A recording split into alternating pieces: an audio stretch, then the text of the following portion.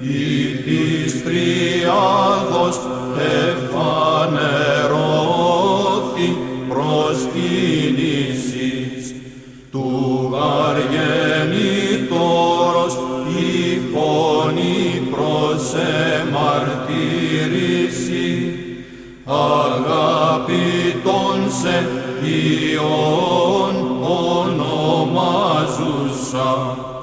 και το πνεύμα εν είδη περιστεράς εβεβαίου του λόγου το ασφαλές ο επιφανής Χριστέ ο Θεός και των κόσμων φωτίσας δόξα.